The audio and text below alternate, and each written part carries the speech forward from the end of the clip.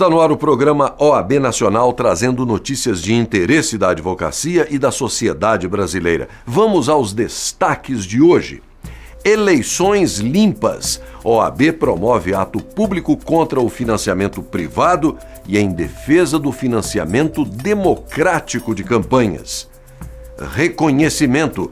Presidente do Tribunal Superior Eleitoral destaca papel da ordem na luta pela ética na política. Participação democrática. OAB aprova moção por sessões abertas na Comissão de Direitos Humanos da Câmara dos Deputados. Aproximação. Conselho Federal quer ampliar interlocução no Congresso em defesa de projetos da advocacia. E ainda, em favor das minorias, OAB conta com Comissão Especial de Defesa dos Direitos dos Povos Indígenas. Você confere tudo isso a partir de agora, porque o programa OAB Nacional está só começando.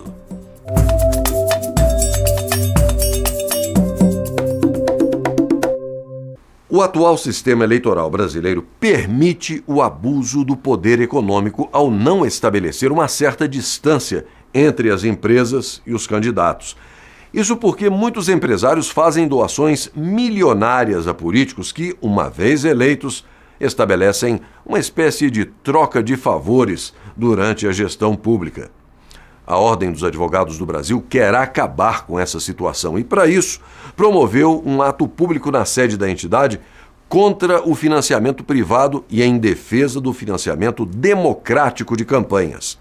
A mobilização em favor da reforma política e de eleições limpas no país reuniu representantes de 50 entidades da sociedade civil brasileira. A intenção das entidades é implantar o financiamento democrático de campanhas e excluir do processo eleitoral doações feitas por empresas. A luta por mudanças nas eleições foi destacada pelo presidente nacional da Ordem dos Advogados do Brasil, Marcos Vinícius Furtado Coelho, como uma das principais bandeiras defendidas pela entidade. Mais de 50 entidades da sociedade civil brasileira estão presentes nesse momento para a assinatura de um manifesto pelo financiamento democrático de campanha eleitoral. Um dos compromissos, inclusive, de gestão desta diretoria, compromisso debatido durante a campanha eleitoral com todos os conselheiros federais, que ao votar nessa chapa também votou no programa que defendemos. E nesse programa se encontrava a defesa firme do financiamento democrático das campanhas eleitorais, com a proibição de financiamento por empresas. Para o membro do Movimento contra a Corrupção Eleitoral, Marlon Reis, o financiamento de campanhas deve acabar no país, dando espaço para outros segmentos da economia e combatendo a monopolização da política. Algumas balizas começam a se transformar em consensuais, e uma delas, e é muito difícil encontrar consensos na reforma política, mas algumas delas já estão sendo descobertas. E a principal, o vetor que une a todos e que faz com que nós tenhamos apoio em todas as áreas, inclusive no empresariado, é a ideia de que as pessoas jurídicas, de que as empresas, é a ideia de que o financiamento privado, o custeio das eleições pelo grande poder econômico, isso deve acabar no Brasil. A redução do financiamento de campanha a um pequeno punhado de doadores, como acontece hoje, ele nada é mais do que a monopolização da política, um elemento de quebra, inclusive das regras do jogo, mesmo em termos liberais. As doações feitas por empresas são consideradas pelo vice-presidente da Associação Brasileira de Imprensa, Tarcísio Holanda, uma forma de enriquecimento de políticos, que, segundo ele, encaram a reforma política como ameaça pessoal. Muitos enriqueceram através de doações de pessoas físicas e jurídicas a pretexto de fazer campanha eleitoral. Na verdade, só a reforma política é capaz de resolver esse problema gravíssimo que compromete o próprio país, aqui e lá fora. A reforma política é inviável e foi inviável até hoje porque cada deputado a encara como uma ameaça à sua sobrevivência pessoal. Isso já ficou evidente quando, em 2007, o então presidente da Câmara dos Deputados, Arlindo Quinalha, do PT de São Paulo, colocou em votação a mais importante questão dessa reforma, que é a mudança do sistema eleitoral. A instituição do voto em lista, que é a impessoalização do processo eleitoral, mas é a única maneira de fortalecer os partidos políticos no Brasil, que nada representam atualmente. Já para o membro honorário vitalício da OAB e representante da Conferência Nacional dos Bispos do Brasil, Marcelo Lavenere, existe uma relação nefasta entre o financiamento e candidatos eleitos. Há uma promiscuidade extremamente nefasta e perniciosa e perversa entre o poder econômico e a capacidade de eleição. Porque sem dinheiro, sem financiamento, sem ajuda do grande capital, pouquíssimos são aqueles que conseguem se eleger prefeitos, vereadores, governadores, deputados estaduais, federais e senadores. As eleições se definem por quem tem mais dinheiro para fazer uma campanha maior, o que significa, inclusive, a compra de votos e de cabos eleitorais, apesar da Lei 9.840 e da Lei da Ficha Limpa, que o movimento de combate à corrupção eleitoral, com a participação da OAB e a CNBB, transformaram a iniciativa popular num projeto, numa lei em vigor. Durante seu discurso no ato público, o presidente da Comissão de Mobilização para a Reforma Política da OAB, César Brito, afirmou que é preciso atacar a causa da corrupção nas eleições com uma nova lei de iniciativa popular. É preciso atacar aqueles que compram os mandatos e as consciências dos nossos representantes. Daí, essa convocatória, de novo, das entidades. Voltarmos às ruas com a nova lei de iniciativa popular. Eu não tenho dúvida que, por mais difícil que possa ser essa lei, nós vamos ganhar. Começamos com a quantidade muito maior de sonhadores do que tivemos no passado. Sonhadores que tiveram como prêmio a realidade. Nós mudamos. É bem verdade que alguns nossos representantes pensam muito mais nas próximas eleições do que nas próximas gerações. Mas esse não é o pensamento que domina cada um de nós, que aqui começa uma nova caminhada. Segundo o presidente da OAB, nos últimos 10 anos, mais de R$1 bilhão foram repassados por apenas 10 empresas a campanhas políticas. Para Marcos Vinícius, o financiamento de campanhas aumenta o distanciamento da representação popular da sociedade que o elegeu. As empresas devem manter uma equidistância do processo eleitoral, sendo vedada a doação de campanha por pessoas jurídicas. A normalidade e legitimidade das eleições passam pelo respeito à liberdade do voto, com a contenção do abuso do poder econômico nas campanhas. Deve ser cuidada das causas dos malfeitos políticos, não sendo suficiente combater apenas as consequências. O sistema eleitoral não pode estimular práticas impróprias de financiamento de campanha. Após o movimento pela instituição da Lei Ficha Limpa, urge seja vitoriosa a presente luta da sociedade por eleições limpas, por uma profunda reforma política em nosso país. A vedação de doações por empresas, tanto para o partido quanto para candidatos, já ocorre em 36 países no mundo. O financiamento empresarial de campanha torna desigual a participação das pessoas no processo eleitoral e torna também desigual a disputa entre os candidatos. Além disso, aumenta o distanciamento da representação popular com relação à sociedade que o elegeu, ampliando o déficit de representatividade política.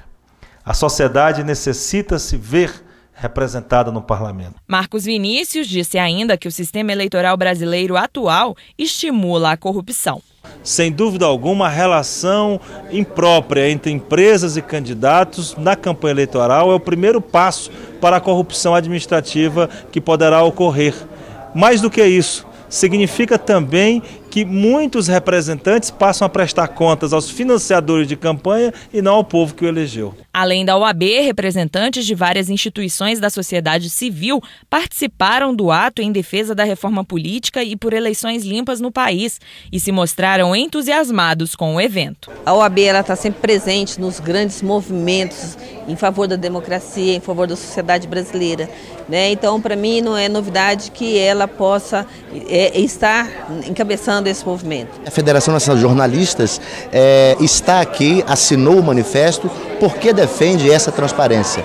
Hoje a imprensa é um dos organismos, um dos esteios da sociedade brasileira que pode ajudar a fiscalizar. Tá aí as denúncias, estão todas as notícias e matérias que estão sendo veiculadas pela imprensa brasileira e que já derrubaram muita gente. Ajudaram também nessa transparência pública e essa federação ela está comprometida com a sociedade. Esse manifesto é muito importante devido à transparência das verbas de campanhas. O manifesto lista também outros pontos que devem fazer parte da reforma política e que estarão no projeto de lei de iniciativa popular ainda em elaboração, a ser entregue ao Congresso. Entre eles estão a criação de um banco de dados do Conselho Nacional de Justiça com todas as condenações e rejeições de contas de candidatos e gestores de campanhas para garantir o respeito à lei da ficha limpa. A instalação de fóruns nacional, estaduais e municipais da transparência eleitoral, com a presença de representantes do Judiciário, Ministério Público, Tribunais de Contas, Polícia Federal, Receita Federal e da sociedade civil, com competência para monitorar e fiscalizar a gestão do fundo de campanha e dos processos eleitorais. A proibição da compra de apoio político, pagamento de líderes políticos sindicais ou associativos em troca da adesão política. E a obrigatoriedade de apresentação, no momento do registro da candidatura, de todos os documentos que comprovem a não incidência nas hipóteses da ficha limpa. O documento foi entregue aos presidentes do Senado Federal e da Câmara dos Deputados. A entrega foi feita por uma comissão liderada pela OAB. O presidente do Senado Federal, Renan Calheiros, e o deputado que presidia interinamente sessão na Câmara, Isalci Lucas, informaram que vão encaminhar a debate nas duas casas legislativas o manifesto em defesa do financiamento democrático de campanhas. E daqui a pouco, depois do intervalo, ministra-presidente do Tribunal Superior Eleitoral destaca papel da ordem na luta pela ética na política. O programa OAB Nacional volta já.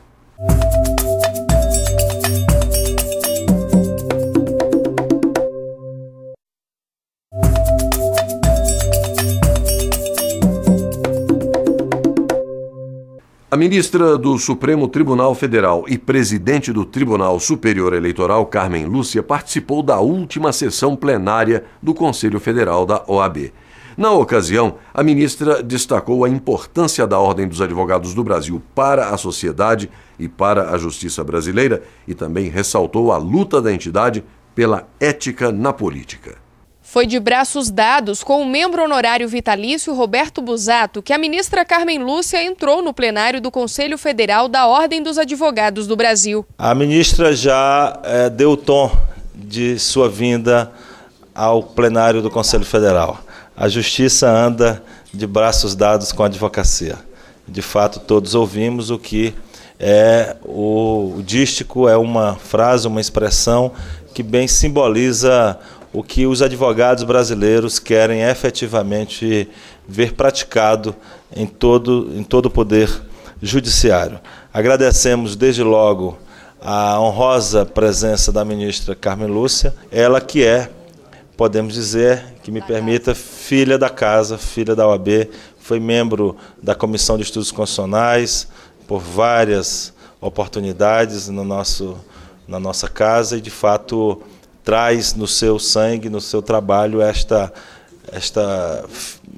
alma da advocacia que é muito importante para todos nós. A ministra do Supremo Tribunal Federal e presidente do Tribunal Superior Eleitoral cumprimentou a nova diretoria, já que no dia da posse ela não pôde estar presente. Queria cumprimentar a nova diretoria, já que é a primeira vez que falo com todos aqui, e desejar realmente que seja uma gestão profícua, fecunda, no momento que não é um momento, eu acho, que vivemos, nós no Brasil, no mundo inteiro, de um tempo de mudanças, mas é uma mudança de tempos. E os desafios, portanto, que se põem ao direito são muito diferentes, eu acho, do que a gente tinha até aqui. E por isso eu acho que nós todos da comunidade jurídica, juízes, advogados e Ministério Público, temos o desafio de repensar o que pensávamos até agora, se está correto, que vamos continuar, e principalmente de resgate de valores, para que a gente tenha pelo menos um prumo. Carmen Lúcia reforçou o papel da advocacia para a sociedade e a justiça brasileira e afirmou que os advogados são responsáveis para que a lei da ficha limpa seja cumprida. Isso tudo depende, presidente, em grande parte do papel dos advogados e da ordem dos advogados. Porque a lei da ficha limpa é uma lei que saiu desta casa. Não só desta casa. Saiu do Congresso Nacional, por certo. Mas a luta foi da OAB. E essa luta, Aprobato, e o doutor Busato, que participou ativamente, é uma luta da sociedade que me emociona muito. Porque é uma luta que pode mudar a política brasileira. Mas que ainda não mudou, presidente. E não mudou porque não se muda a cultura por decreto nem por lei. Se muda por práticas continuadas.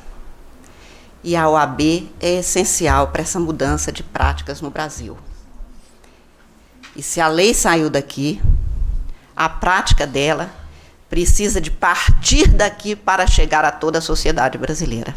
Então, eu espero, presidente, e conto que a OAB continue presente, lutando para a efetividade, a prática e a apuração cada vez maior da jurisprudência, no sentido de fazer valer a Lei Complementar 135, a chamada Lei da Ficha Limpa.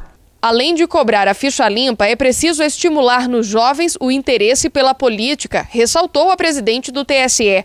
Para isso, ela conta com a Ordem dos Advogados do Brasil na diminuição de abstenções nas eleições. Conto muito com a Ordem dos Advogados para talvez poder, quem pode falar mais e fala direto com a sociedade, poder fazer este papel para que o ano que vem, nas eleições de 2014, a gente tenha uma inversão dessa curva que agora é descendente, no sentido de termos menos pessoas atuando. A cada eleição, desde 2006, cresce o número de abstenção. Chegamos em 2012 com 16, alguma coisa por cento, o que é alto. Mas a minha grande preocupação é com os jovens. Eles não acreditam na política, eles não acreditam, em geral, nos políticos. E eu não pretendo demonizar a política, até porque é a política ou a guerra. Para se viver na sociedade, nós precisamos da política. E nem é verdade que só tenhamos maus políticos, nós temos bons políticos, porque senão já teria acabado. E foi citando o conterrâneo Carlos Drummond de Andrade que ela finalizou. Termino dizendo o que dizia um poeta da minha terra, o Carlos Drummond de Andrade, que as leis não bastam. Os lírios não nascem das leis. Eu digo, a democracia também não viceja sem que cada um de nós possa cuidar da pequena parte do canteiro que nos seja dado cuidar. Eu acredito que juntos nós podemos fazer deste país um grande jardim onde realmente possa florescer a melhor sociedade que nós temos, porque nós temos todas as condições materiais, chão, sol, água que o mundo inteiro hoje reclama. Nós temos gente de bem no país, nós temos todas as condições para vencer eventuais vicissitudes e chegar ao que é a Constituição Democrática proposta, ou seja, uma sociedade em que cada brasileiro tenha dignidade para viver e que nós tenhamos colaborado para isso. De fato, a ministra tem razão. Democracia é como canteiro, tem que ser regada sob pena de fraquejar. E já se disse que a democracia ela não é uma conquista da civilização humana, ela é a própria civilização humana.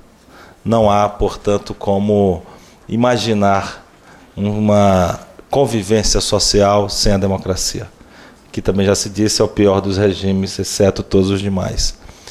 E não há democracia sem política, não há política sem políticos. De fato, a ministra, quando diz que não podemos demonizar a atividade política, traz em si esta expressão concreta da necessidade de impedir a abstenção, não só nas urnas, mas a abstenção da discussão política entre os jovens e até mesmo entre os de mais idade. Um completo desapreço à atividade pública, também a criminalização da atividade política hoje se revela na criminalização em relação a todas as atividades públicas. Parece que trabalhar pelo coletivo transforma alguém em um sujeito de segunda classe, quando na realidade deveria transformar alguém em um sujeito de expressiva, necessária e expressivo reconhecimento por parte da sociedade. Sem dúvida alguma, a OAB estará à disposição, ministro, dentro das pautas trazidas por esta iniciativa de impedir o prosseguimento da curva ascendente de abstenção nas eleições. O presidente da seccional de Minas Gerais, Luiz Cláudio Chaves, falou em nome de todos os conselheiros. A OAB confia muito no seu trabalho, não só à frente do TSE, mas sobretudo no Supremo Tribunal Federal, para fazer valer a Constituição da República. Muito obrigado em nome de todos os conselheiros, né? Nossa gratidão pelo seu comparecimento à ordem que é a sua casa. Muito obrigado.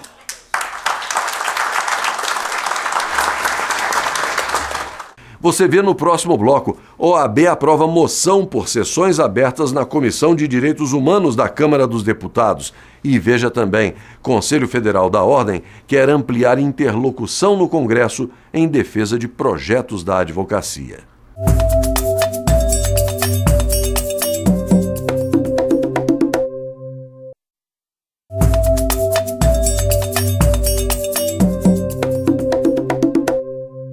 O Conselho Federal da OAB aprovou moção para que todas as sessões das comissões da Câmara dos Deputados, incluindo as da Comissão de Direitos Humanos e Minorias, sejam abertas ao público. Para a ordem manter as sessões legislativas fechadas remonta à época da ditadura militar.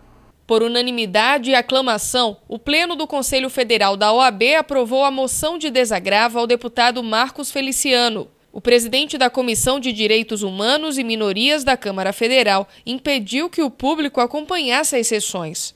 Foi o presidente da Comissão de Direitos Humanos da Ordem, o Adi Damus, quem apresentou a moção para que todas as sessões das comissões da Câmara sejam abertas ao público. A proibição, segundo o conselheiro, é inconstitucional.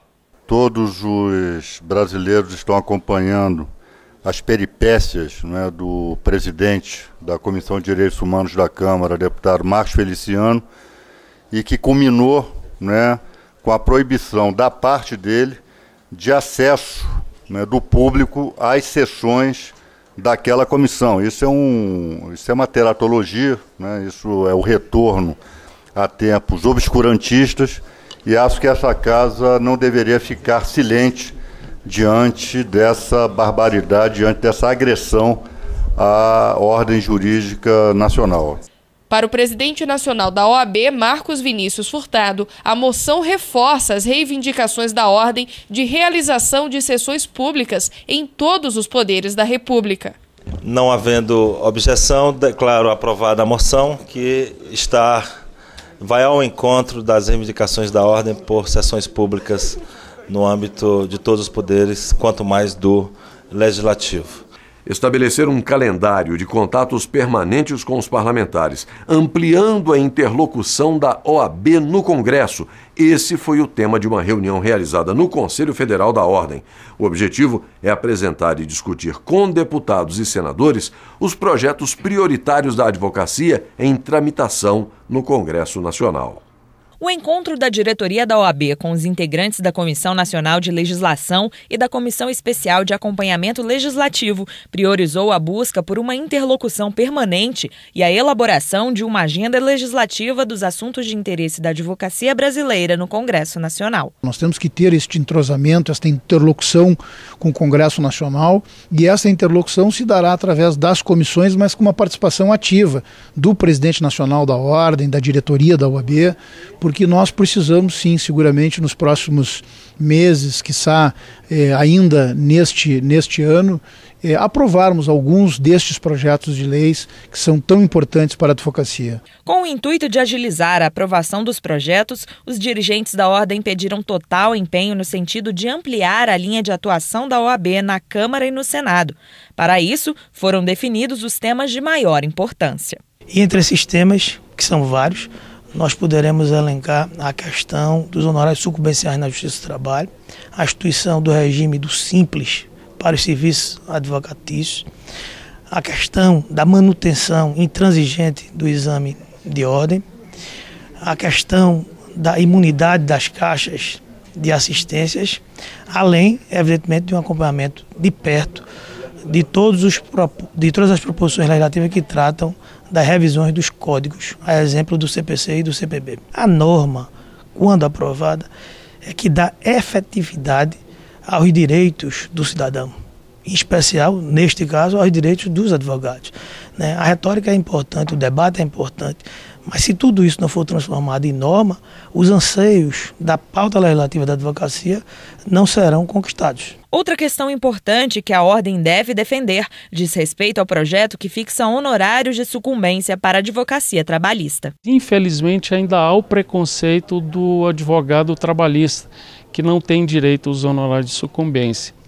E, novamente, repete-se a história de que isso provocará um custo, o Brasil, etc. Também é um engano, né? Por isso, nós temos certeza que o Congresso vai aprovar o projeto de lei que concede os honorários de sucumbência aos advogados trabalhistas. É um direito e esses argumentos que utilizam contra esse direito são falhos, como são falhos aqueles que impediram o avanço até aqui dos direitos das domésticas. O acompanhamento dos projetos dentro do Congresso Nacional vem ao encontro do lema da atual gestão da OAB, que diz: advogado respeitado, cidadão valorizado. Temos parlamentares que abraçam as causas da advocacia e essa constante manutenção dessa agenda permanente no Congresso Nacional vai ao encontro da aprovação desses projetos. E o resultado disso é justamente o fortalecimento da advocacia. A diretoria da OAB pretende apresentar e discutir aos integrantes da Frente Parlamentar da Advocacia na Câmara e no Senado questões que interessam não só aos advogados, mas também a toda a sociedade brasileira. Nós temos hoje uma bancada de parlamentares, de advogados, e que esta bancada tem que estar atuando de forma permanente com a OAB. Então nós pretendemos aqui realizarmos encontros com os deputados aqui na Ordem, convidarmos os deputados para que venham à Ordem, para que se reúnam conosco, para que a OAB possa efetivamente apresentar os projetos que nós entendemos que são de interesse da advocacia e, por via de consequência, são de interesse da própria cidadania. Porque se nós estivermos concatenados e objetivamente trabalhando pelo fortalecimento da advocacia, nós estaremos fortalecendo o próprio cidadão, a própria sociedade. E é isto que se quer, de uma forma organizada, de uma forma absolutamente comprometida e objetiva, buscarmos esta interlocução com o Congresso Nacional, mas, acima de tudo, agilizarmos os projetos de lei de interesse da nossa classe. Depois do intervalo, você confere. A advogada Uapichana fala das prioridades à frente da Comissão Especial de Defesa dos Direitos dos Povos Indígenas da OAB. Nós voltamos em instantes. Até já.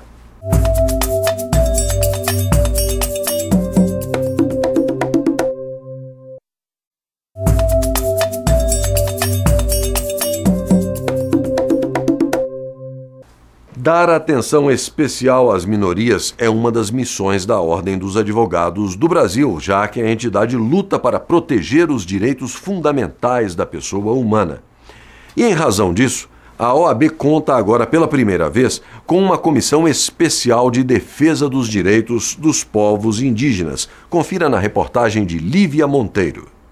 Atualmente no Brasil há 817 mil índios, menos de 0,5% da população nacional. Eles estão concentrados em 688 aldeias indígenas e em algumas áreas urbanas, uma minoria étnica que até hoje luta para ter reconhecido seus direitos. Nós temos uma pauta do movimento indígena no âmbito nacional, problemas que acontecem. O Constituinte 88 da Constituição, 1988, então há mais de 20 anos atrás, há 24 anos atrás, deu um prazo de 5 anos para a República brasileira, o governo brasileiro, resolver essa pauta indígena, das áreas pretendidas, das áreas disputadas, definindo se demarcar, se é indígena, se não é, e o que é de cada um. Isso criaria uma segurança jurídica, uma tranquilidade jurídica, social e política, não só para estes segmentos indígenas, como também para a sociedade nacional, os não indígenas. Isso não aconteceu. Casos assim eram tratados pela Ordem dos Advogados do Brasil por meio da Comissão de Direitos Humanos, uma atuação importante, porém não tão específica. Mas agora, pela primeira vez, a OAB conta com uma comissão especial de defesa dos direitos dos povos indígenas. A comissão vai fazer um levantamento em convênio com o Ministério da Justiça, nós vamos solicitar isso no Ministério da Justiça, fazer um levantamento dessa pauta de âmbito nacional, formatar esses casos, fazer um levantamento teórico, um levantamento legislativo, jurídico, legislativo, um levantamento da jurisprudência dos tribunais, não só do país, como também dos organismos internacionais ligados a essa pauta e direitos humanos, e formatar, então criar uma pauta, subsidiar a ação da ordem em relação a essa matéria e também dar consistência à contribuição que a ordem oferece na defesa dos direitos humanos, na defesa dessa pauta indígena que aí está incluída. A comissão é especial não só no nome, mas porque tem na presidência uma mulher, advogada de 38 anos, que cresceu na floresta e foi para a cidade para defender o próprio povo. É a primeira advogada indígena do país. Ungare Apixana é Ungare Joinha Apixanal. Quer dizer que eu venho do povo Apixana, meu nome é Joinha. Isso é uma apresentação para quem não me conhece. Quando eu vou me apresentar para fora, eu prefiro começar na própria apresentação, da saudação, Kaimen Pugare, quer dizer, bom dia para todos, né? Como que vocês vão?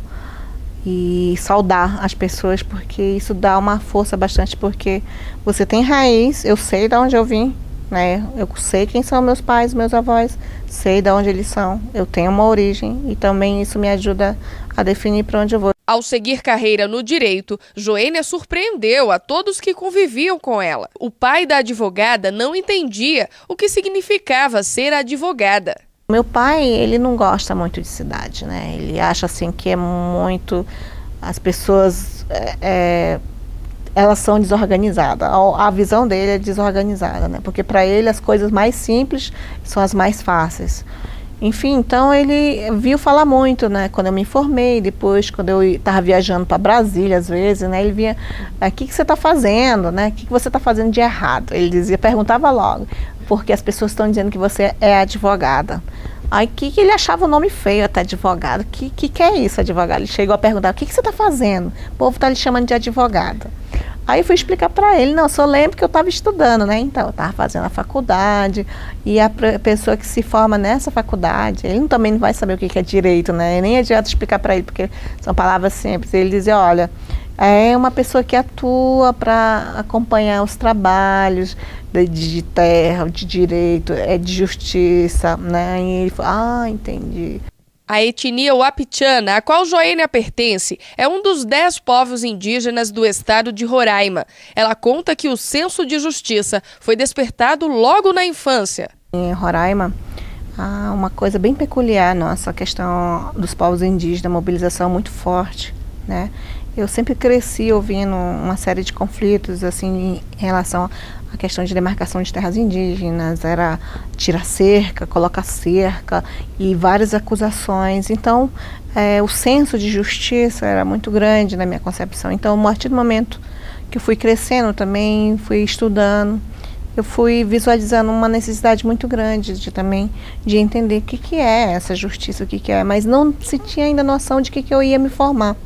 E quando eu terminei o ensino médio, né, eu queria alguma coisa que eu pudesse contribuir, tanto no caso, causa própria, digamos assim, de família, mas também poder mudar um pouco a realidade daquela situação de violência, aquela situação de injustiça, que eu entendia como injustiça, você ser discriminado, você sofrer preconceito, você ser acusado de coisas que você não tinha cometido, e também até mesmo pela própria injustiça de desigualdade que havia. Então, esse senso foi com que talvez me empurrou também para a área de direito. Já na cidade, a advogada enfrentou preconceito.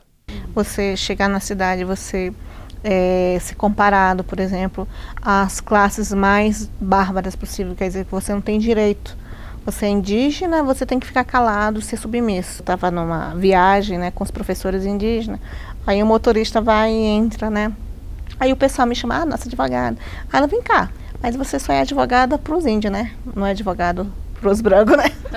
Aí eu assim, achei até assim, como existe uma desformação, né? Então eles imaginavam assim, chama advogada porque é uma categoria reconhecida só para os índios, então não teria reconhecimento da própria OAB. Mas a profissional não se deixou abater e buscou cada vez mais se tornar uma especialista para defender os povos indígenas. Eu fiz praticamente meu mestrado em Direito Internacional dos Povos Indígenas e também acompanhei o processo da Declaração da ONU sobre Direitos dos Povos Indígenas desde 2001 e também atuei em casos internacionais junto à Comissão Interamericana de Direitos Humanos da OEA, né? Tem 3 casos pela nossa organização, que é o Conselho Indígena de Roraima.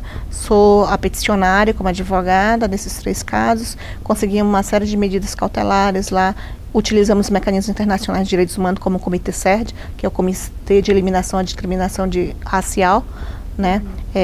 Acompanhei também vários relatórios de análise da implementação da Convenção 69 da OIT, que é a Organização Internacional do Trabalho, e tenho acompanhado um pouco também, eu até que parei um pouquinho, que estava a agenda muito cheia, mas também a elaboração da Declaração dos Estados Americanos sobre povos indígenas, né? E venho acompanhando uma série de discussões também acerca de direitos humanos. Hoje eu sou membro também do Fundo Voluntário da ONU para a população indígena. É um fundo que a ONU criou justamente para beneficiar participantes desses fóruns internacionais onde existe discussão de direitos humanos exclusiva voltada para povos indígenas. Como presidente da Comissão Especial de Defesa dos Direitos dos Povos Indígenas, Joênia explica quais questões terão prioridade. Dar atenção a essas propostas que existem no Congresso Nacional, que estão tentando retroceder os direitos constitucionais, e justamente dar atenção a isso, essas PECs que eu citei, a PEC 215, a PEC 038, também outros projetos-leis que têm de interesse dos direitos indígenas, por exemplo, a questão do projeto-lei de mineração, que está em plenária, praticamente a ser aprovado, e que em nenhum momento, assim, pelo menos que o movimento indígena questiona, que não houve uma manifestação, né? E se não houve manifestação, está violando o direito de consulta, né, dos povos indígenas. Então a gente vai dar atenção a isso. Tem os casos de demarcação também que estão no Ministério da Justiça, que estão paralisados, também um pouco dessa ideia também de ver, chamar atenção para esses casos. E tem outros casos de violações de direitos humanos, uma série de relatórios de violências que são encaminhados aos mecanismos de direitos humanos, que a gente tem que tomar parte, verificar quais são esses casos, por que eles não estão sendo, digamos, demandados. E também tem casos de impunidades, né? Tem vários crimes que são cometidos contra os indígenas, né, que não foram, ou estão sendo prescritos, porque não há uma celeridade, ou porque não está havendo suficientemente uma investigação, que acabam sendo, digamos assim, arquivados ou cancelados por falta de provas. Então, esses casos de violações também eu acho que seria um ponto a mais que a comissão a verificar. Aí, por último, também tem certas ações políticas do próprio Estado brasileiro em relação aos povos indígenas, que é questões de como que se relaciona em termos de parceria com os próprios povos indígenas para que não haja prejuízo a eles, não sejam criminalizados por não saber utilizar essas políticas. E nós terminamos por aqui o programa OAB Nacional de hoje, mas na semana que vem estaremos de volta. Nosso encontro está marcado. Até lá.